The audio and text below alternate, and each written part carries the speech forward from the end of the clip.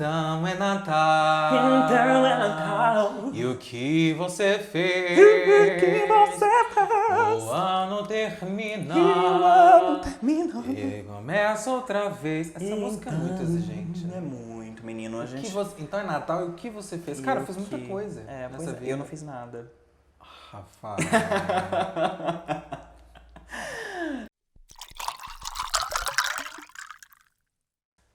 Oi pra você, oi pra todos, sejam muito bem-vindos a esse primeiro programa aqui do nosso canal no YouTube e também no IGTV, se você estiver nos assistindo aí no Instagram. Esse é o canal da nossa confeitaria aqui, Maravigold de Belo Horizonte, Tutan de Chocolate. Meu nome é Rafael e é um prazer tê-lo aqui conosco, ok? Bom, hoje a gente vai começar então esse quadro de entrevistas. E para começar, a gente vai começar falando do Natal. Afinal de contas, a gente começou o mês de dezembro e não seria possível eu começar esse quadro sem falar desse momento maravilhoso do ano, né? Afinal de contas, a gente espera o ano inteiro para que esse momento chegue. O Natal é um momento em que nós comemoramos, os cristãos, na verdade, comemoram o nascimento de Cristo, né, no dia 25 de dezembro, e lá nos países ortodoxos e eslavos comemoram no dia 7 esse momento. Além disso, o Natal ele foi concebido, na verdade, pelos pagãos, e só no século III foi que a Igreja Católica elevou essa festa ao nascimento de Cristo. Bom, alguns autores ainda colocam que esse momento de elevação também foi relacionado à conversão de alguns pagãos ao catolicismo. Além disso, nós temos uma grande expectativa quando chega esse momento do Natal, que é para celebrar em família, entre amigos, e para que nós estejamos cada vez mais unidos, né? Trocando presentes, lembrando, comemorando ali em volta do presépio, da árvore de Natal, enfim, daquilo que você já tem costume de fazer aí na sua casa, né? Bom, e para falar desse assunto, então, nós convidamos aqui para estar conosco nesse dia essa pessoa, Leandro Cunha. Leandro é um teólogo formado pela Pontifícia Universidade Católica aqui de Minas Gerais e pós-graduado em Teologia do Cuidado e da Cura também pela PUC Minas. É natural de Araxá, é importante a gente falar isso, né? Que fica ali na região do Triângulo Mineiro. O Triângulo Mineiro fica ali perto, ali, né? Ali pertinho de Goiás, né? Do Goiás, como falam. Grande abraço para vocês, Goiás! Leandro, muito obrigado por ter aceitado o nosso convite, estar aqui conosco neste dia. Eu que agradeço, é sempre muito bom estar perto de pessoas e de chocolates. E de pessoas que gostam de chocolates. Agradeço o convite. É aquela coisa, né, gente? Pessoas que não gostam de chocolate, a gente pode dar uma duvidada, né? Parafraseando o samba, quem não gosta de chocolate, bom sujeito não é. É isso, meus caros. E pra gente começar aqui essa entrevista, a gente não poderia começar de outra forma a não ser perguntando um pouco da vida do Leandro, né, gente? Porque a gente quer saber, não é mesmo? Leandro, então, você é natural de Araxá, mas atualmente reside aqui em BH, né? Isso, eu moro em Belo Horizonte há um pouco mais de 7 anos. Me mudei para cá em 2013 por causa da universidade, né, por causa da faculdade. E estou aqui desde então. Gosto muito de Belo Horizonte, amo a minha terra Minas, inclusive estamos celebrando, né? Estamos no ano dos 300 anos de Minas Gerais, mas Araxá é Araxá, né? Então gosto muito de Belo Horizonte, mas a minha terra será sempre Araxá. Terra boa, gente. Um beijo pra Araxá, tá? Quando vocês vierem aqui, vem me visitar, tá bom? Bom, e aí você veio pra BH por quê mesmo? Eu vim por causa do curso mesmo, né?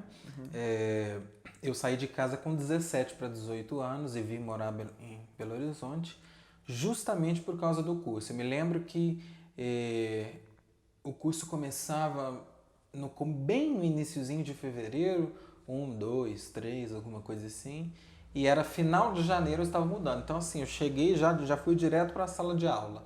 E estou aqui desde então. Terminei o curso em 2016, mas estou aqui desde então. E de onde surgiu esse interesse, afinal de contas, né, gente? Porque a gente não vê muitas pessoas, pelo menos eu não conheço, né, muitas pessoas que não são, por exemplo, padres, né, que são formados em teologia, né? Me corrija se eu estiver errado. Mas de onde surgiu esse interesse, afinal de contas, pela teologia? É uma pergunta que sempre aparece que eu nunca sei responder. De fato, eu considero que existe uma visão assim muito de destino, né, das escolhas. Como foi que apareceu, em qual outdoor estava escrito qual curso que eu deveria fazer. Eu acredito que no meu caso foi uma escolha que foi se confirmando, né? Eu percebi que eu gostava do assunto, o assunto Deus, o assunto divindade, o assunto religião. Foi um assunto que se apresentou muito interessante para mim. Eu fiz essa escolha, passei, foi importante, né? Passar na universidade. É importante. E a cada dia que passava, essa escolha foi se confirmando. Então acho que não teve assim um insight ou alguma coisa que me levasse a não ser o interesse sobre o assunto, mas mais do que isso, foi a confirmação contínua desse objeto de estudo que fez com que eu gostasse e continuasse. Uhum. E a teologia, então, ela tem essa ligação muito próxima com a religião, né? Muito. E o que é teologia, na verdade? Então, a teologia é um termo que foi canonicamente, ou seja, com o passar do tempo, ele foi muito atrelado ao cristianismo, né? Mas teologia, basicamente, está no conjunto das ciências clássicas, das antigas ciências, né? Junto com a filosofia, com as grandes ciências humanas antigas, como pensando os fundamentos de tudo que existe, né? A filosofia, a partir do saber, a partir daquilo que pode ser analisado sobre a realidade, e a teologia e o ambiente religioso como um todo, pensando sobre o que está para além da realidade, né? Então, é desse fundamento que vem a teologia. Então, eu posso dar duas respostas para essa sua pergunta. Uma resposta rápida e que satisfaz, mas que é insuficiente, e uma resposta um pouco mais ampla, mais exigente, mas que condiz mais com o que nós estudamos. Então, a resposta mais rápida é que teologia, segundo os dois radicais, né? Então nós temos theos, do grego, que é Deus, e logia, que é estudo, pensamento, discussão. Então, pegando esses dois radicais, podemos concluir que teologia seria, então, um estudo, uma reflexão, uma discussão sobre Deus, sobre a divindade, sobre aquilo que está acima de nós, né? Essa é a resposta rápida. A resposta um pouco mais demorada, né, que aqui eu também vou resumir, é que a teologia ela trata daquilo que as ciências empíricas não podem tratar. Então, até onde a ciência empírica vai, dali para frente começa a teologia. Então, a teologia, por exemplo, trata das questões pós-mortem, né, que são, por sinal, preocupações muito presentes nas religiões. Todas as religiões falam sobre o pós-mortem. A teologia também trata sobre as perguntas relacionadas ao sentido da vida, que agora está muito em voga, as ciências estão falando sobre isso também, mas no original eram perguntas relacionadas à teologia e às religiões, né? Então, por que estou aqui? Para que estou aqui? Né? E assim, o problema do sofrimento também, né? As sociedades sempre estiveram preocupadas em buscar um motivo pelo sofrimento, por que o sofrimento existe. As religiões também sempre deram respostas a isso, baseadas nas suas teologias, nas suas visões de mundo, de Deus, de homem, enfim. Então, na resposta mais comprida, podemos dizer que a teologia trata de todos esses assuntos, né? Baseada, claro, numa antropologia, numa visão de homem, numa visão de Deus, numa visão de natureza, numa visão de mundo, né? Então, a partir destas visões, se constrói uma teologia. A gente viu que é uma coisa complexa, né, gente? Não é uma coisa assim para 30 minutos, 10 minutos, 10 segundos. Não é uma coisa complexa, né? E parece ser muito interessante. Bom, além disso, então, né, sobre essa visão teológica a gente vai ter que conversar em uma outra oportunidade, né? Se Leandro, assim, aceitar o nosso convite depois. Falando um pouco sobre o Natal, né? Agora numa visão pessoal. Para você, como é o Natal? O Natal tem muita importância, né? Eu acho que a gente pode avaliar a partir de duas perspectivas. Primeiro, da perspectiva humana, afetiva, né? O Natal tem muita importância. na minha família, na minha história, mas e das pessoas que estão ao meu redor, é muito comum a reunião familiar no Natal. E mesmo de pessoas que não professam a tradição cristã. Então o Natal tem essa fisionomia de reunião familiar. Então este é um aspecto muito importante. E também, por eu ser cristão católico, também é muito fundamental, né? Porque não só a reunião familiar, mas a minha fé me diz que a história humana ela se realiza ao redor de duas grandes festas. E uma dessas, a primeira cronologicamente, é o Natal que a gente celebra no 25 de dezembro. Né? Então, tem muita importância, não só afetiva, mas também relacionada à fé. Né? Para mim, é fundamental o Natal. De modo que pensar um ano sem Natal é impossível. Pra mim também. Um ano sem Natal. Na verdade, eu passo o ano inteiro, assim, chega Natal, chega Natal, chega Natal. E aí, quando chega, é uma maravilha, né, gente? Porque eu, particularmente, amo o Natal. Não sei você. Espero que você também ame o Natal. Deixa aí nos comentários e me conta se você gosta ou não, tá? E se não gosta, por que não gosta, né? Se não gosta, por que não gosta? E a gente vai ter uma conversa, tá? Porque tem alguma coisa errada aí. Bom, brincadeiras à parte, agora com relação à comida, né? Comida, uma coisa importante, Qual é a sua comida preferida do Natal? Bom, existe alguma? Na minha história, minha comida preferida de Natal é muita comida. Essa é a comida de Natal, segundo a minha memória, né? Bom, assim, para eu te responder, não fugir da sua pergunta, existem algumas comidas que são típicas. Na minha família, por exemplo, a gente tem sempre um pernil, tem sempre o peru de Natal, farofa, tem muita fruta também no Natal da minha família. Olha o Natal Fit! Calma, é uma mesa de frutas, mas tem as outras mesas que são o problema. Mas assim, eu acho que... Mas é aquela coisa, né? A gente vai ali e come o quê? Um pernil, né? Uma coisa assim com bastante gordura, um bacon, né? Uma farofa assim regada, muita gordura. E aí, pra dar uma equilibrada na balança, o que a gente faz? A gente vai na mesa de frutas, é pra isso que ela existe, afinal de contas. Pode Essa ser. foi a origem. Pode ser que sim, mas da minha família faz muito tempo que eu não celebro, né, com eles mais. Mas, segundo eu me lembro, a mesa de frutas ela permanecia para outro dia, do mesmo jeito que nós colocávamos, ela permanecia. Então pode ser que o símbolo seja esse, mas não sei se ele chega às vias de fato. Talvez seja um enfeite, né, gente? Cada um com a sua ornamentação. Ninguém julga, tá? Ninguém tá aqui pra julgar. A gente acolhe, ama vocês que usam a mesa de frutas como enfeite, não tem problema, tá? Natal é pra ser celebrado da melhor maneira possível, né? Em família, entre amigos, seja lá como for. E com relação à comida também, agora com relação a uma coisinha ali, uma frutinha seca, passas. Qual é a sua opinião? Assim, a gente pode ter? Não, nunca na vida, bem longe, como é que é? Na minha opinião, não é pode ou não pode, é deve. Não só no Natal, mas durante todo o ano, em todas as comidas, nas portas, nas janelas, na cama, em todos os lugares. Passas ontem, passas hoje, passas amanhã, passas sempre. Hashtag Team Passas. É isso, gente. Deixa aí nos comentários também se você é Team Passas ou não, tá? E a gente conversa. A passas é uma coisa, assim, bem difícil, né? Tem gente que ama e tem gente que odeia.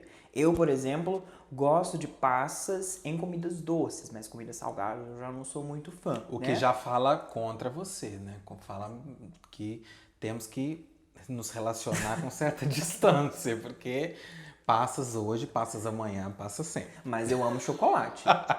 Então isso já é um ponto a favor, Um ponto a favor, deu uma equilibrada. Então tá bom. Bom, gente, então, agora a gente vai falar um pouquinho mais sobre o Natal, né? Como que essa festa acontece, por que ela acontece, para onde ela acontece, para onde ela vai e tudo mais, tá? Agora a gente vai conversar com o Leandro aqui um pouquinho sobre isso.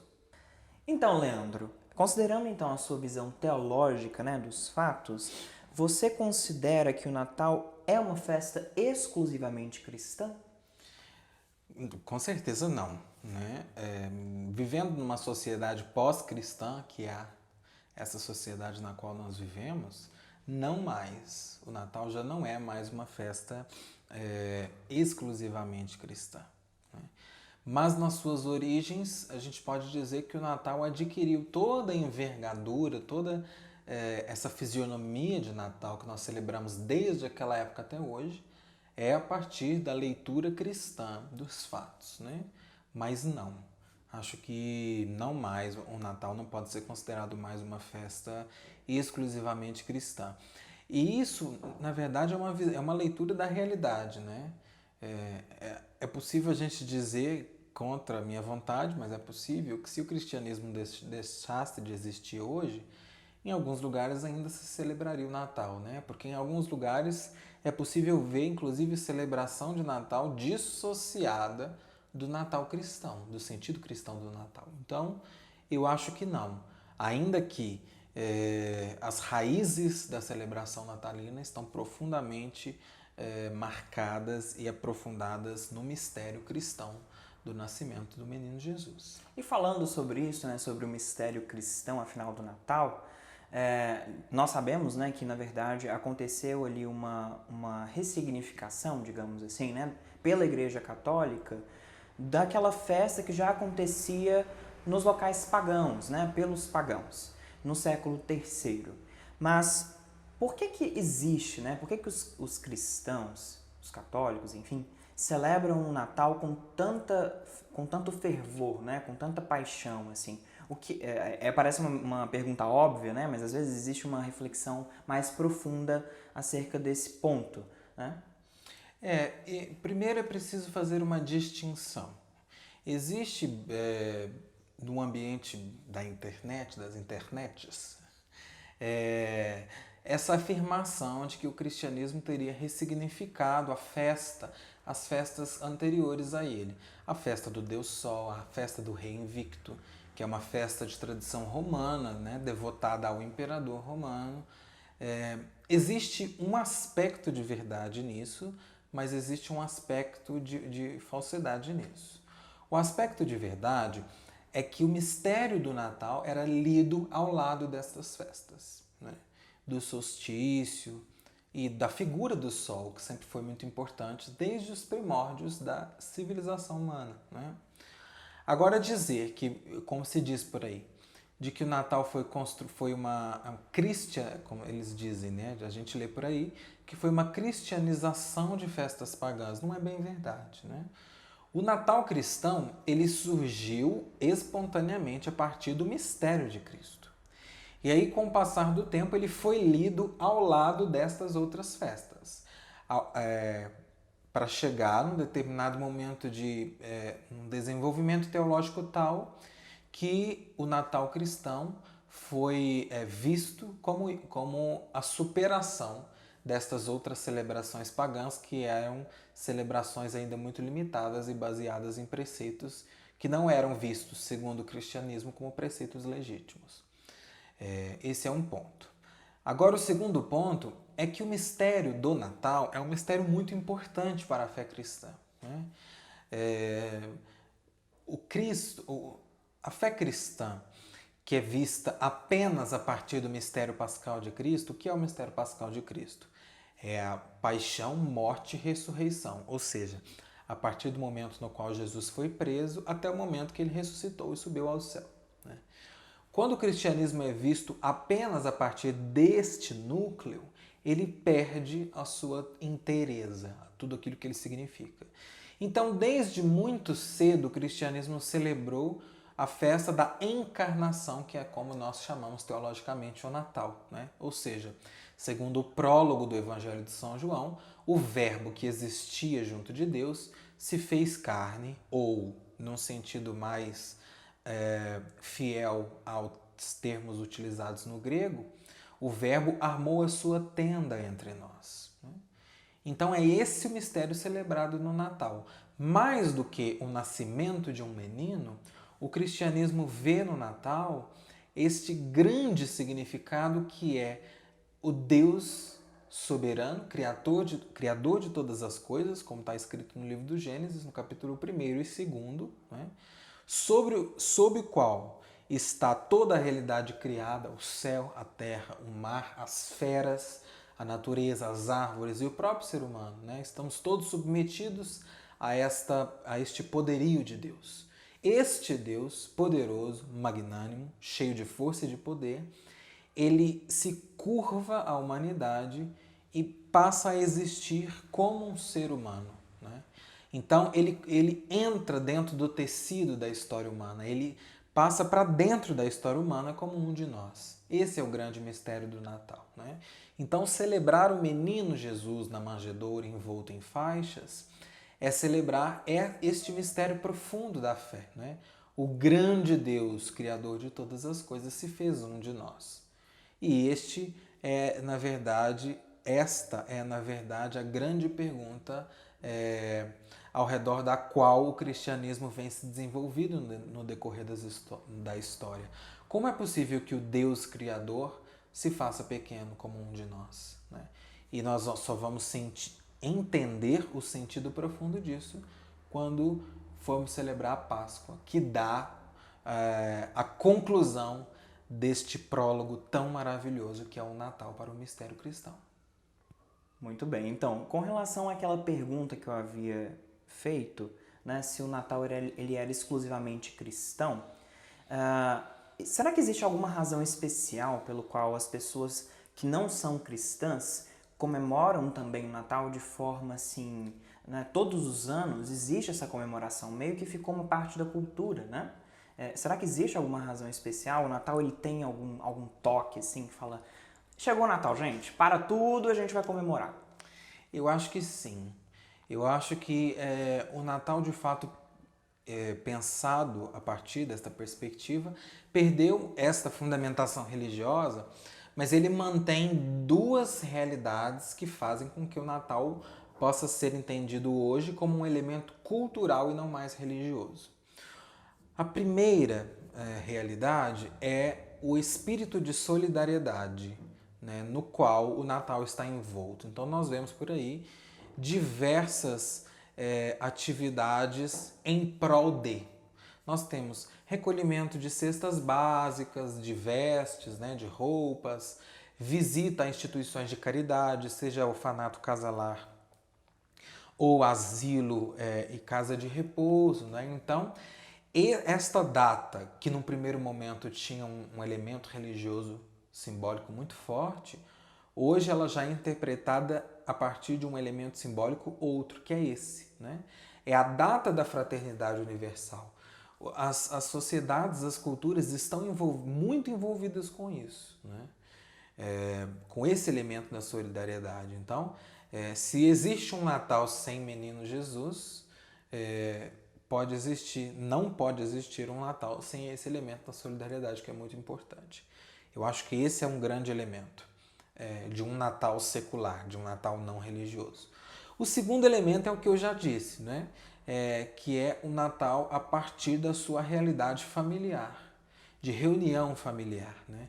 Ao que tudo indica, o Natal se transformou justamente nesse elemento, nesse momento, melhor dizendo, no qual a família, que passou o ano inteiro distante por N fatores, se reunir ao redor de uma mesa e celebrar, às vezes, não está nem celebrando o elemento religioso, está celebrando a vida, celebrando a presença de todos, às vezes não sem problemas, né? A reunião familiar do Natal é famosa por dar alguns problemas, mas eu acho que esse também é um aspecto no qual se pode fundamentar um Natal não mais religioso, um Natal mais universal, né? Que não tem esse aspecto religioso. No entanto, nós podemos perceber que essas duas realidades são reminiscências do Natal religioso, né? Desta celebração cristã e que passou para a cultura, já não é mais profundamente arraigada neste símbolo cristão, no entanto, essas reminiscências ainda permanecem.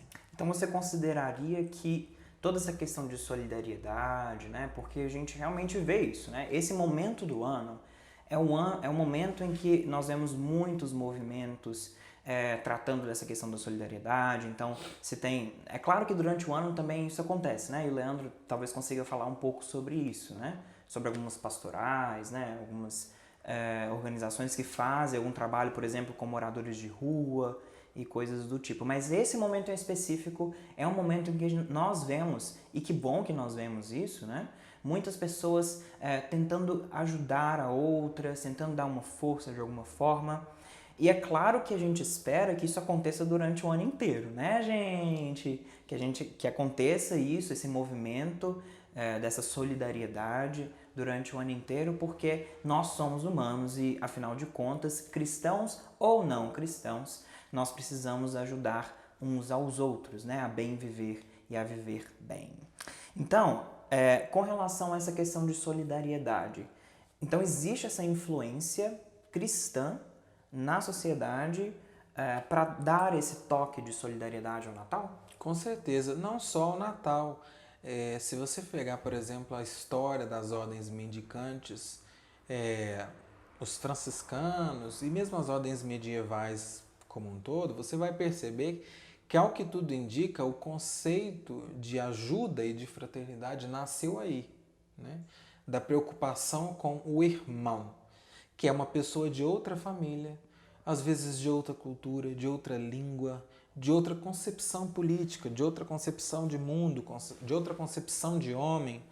E, no entanto, ele é meu irmão. Nós somos unidos por um centro fundamental, que, segundo a perspectiva cristã, é Cristo. Então, nós podemos perceber que, desde sempre, esta foi uma preocupação. E, segundo a perspectiva cristã, e aí que é interessante, a fraternidade não é uma obrigação do Natal, é uma obrigação do ser cristão. Então você não se transforma num ser fraterno, num ser solidário, a partir das luzes de Natal, né? Você vem desenvolvendo isso desde o momento que você acorda no primeiro dia do ano até o momento que você dorme no último dia do ano. Não é uma prerrogativa do Natal, segundo a perspectiva cristã. Agora, segundo uma perspectiva que não reflete sobre si mesma, e é o que nós vemos muito na sociedade hoje. Ao que tudo indica, a sociedade não tem refletido sobre si e sobre as suas obrigações durante o ano.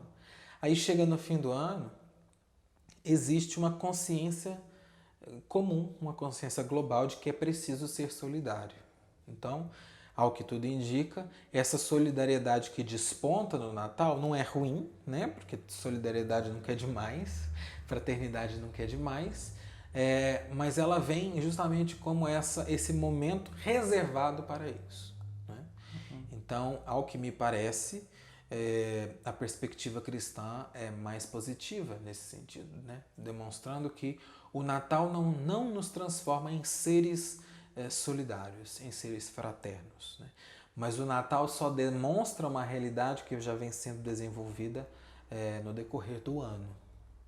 Que é uma necessidade, né? Uma necessidade de viver essa solidariedade cada dia, né? Do momento que você acorda ao momento que você dorme, porque, afinal de contas, para que a gente está aqui, né? Exatamente. E a festa do Natal é interessante também, teologicamente, que ela é profundamente marcada por isso, pela necessidade, pela ausência. Quando você pensa em todos os elementos do Natal, e hoje o Natal se transformou numa festa muito ornamentada, né? Muito cheia de luzes, muito cheia de elementos. De brilho. De brilho, exatamente. E como eu disse anteriormente, da mesa farta, dos presentes. Então é uma festa da fartura. Só que o sentido original cristão não é esse, né? Porque qual é a cena do Natal? É um menino numa manjedoura envolto em faixas. Por que ele está numa manjedoura envolto em faixas? Em uma tradição bíblica, num celeiro, em outra tradição, numa caverna, né? Por que aquele menino está lá? Porque não havia ninguém para recebê-lo. As portas todas foram fechadas, né? Então ele era um itinerante. Ninguém o acolheu. Quem o acolheu foram as feras, os bichos e aquela manjedoura. Ou seja, não é uma festa da fartura, né? O mistério celebrado não é um mistério da fartura, pelo contrário, né? É um mistério da ausência, da falta. Ninguém recebeu o menino, ninguém recebeu aquela família necessitada.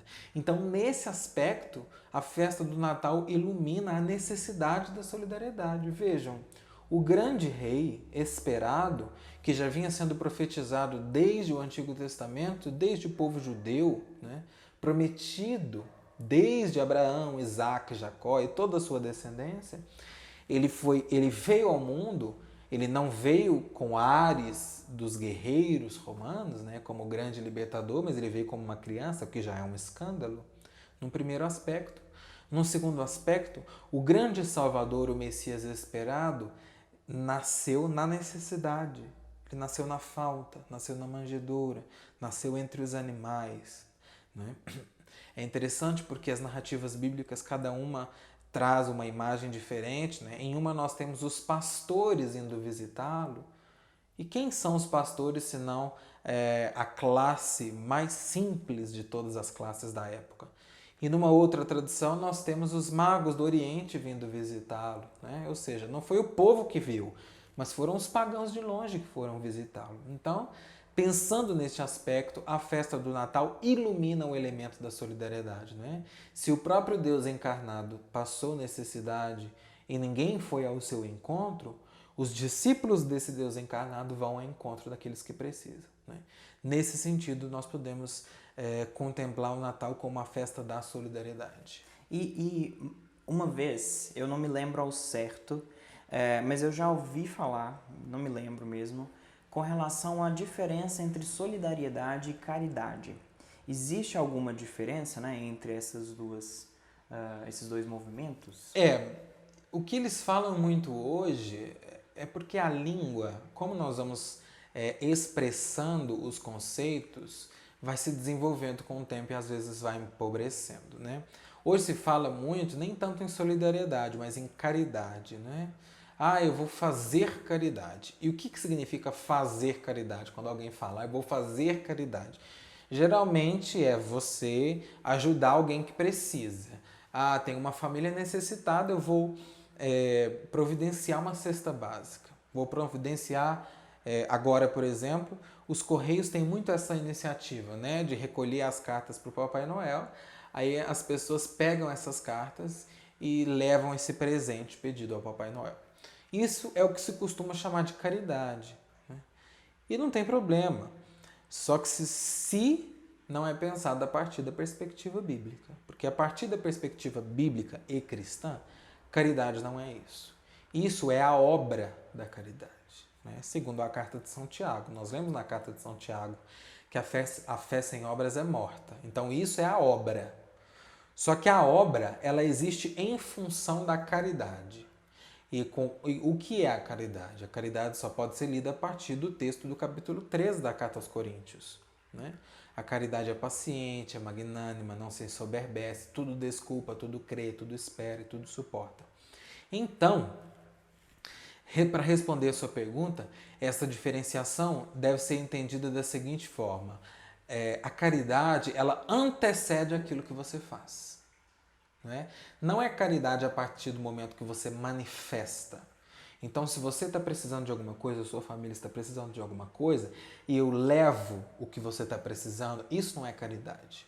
Isso é a obra da caridade, mas a caridade antecede essa minha ação. A caridade é uma disposição do coração e, segundo a perspectiva cristã, a caridade é uma virtude, em primeiro lugar, dada por Deus. Nós só somos capazes de amar porque Deus faz isso possível. Não é uma ação simplesmente humana. Se eu amo alguém, é porque Deus me fez capaz de amar. É um dom dado por Deus que eu exercito. Então, a caridade cristã não é simplesmente fazer coisas, mas é amar. E amar pressupõe fazer coisas. Né? Levar uma cesta básica para alguém que precisa. Mas às vezes amar também nos leva a escutar. Não é? E o ouvido é dos sentidos o menos bem visto nesse tempo. Né? Parece que nós estamos cada vez com o ouvido mais fechado ao sofrimento das pessoas. Então é ouvir, é estar presente, é ter um abraço consolador para quem sofre. Né? Enfim, para não me estender muito, a caridade cristã não é simplesmente isso. Né? Ela pressupõe isso, mas ela é muito maior e antecede tudo isso.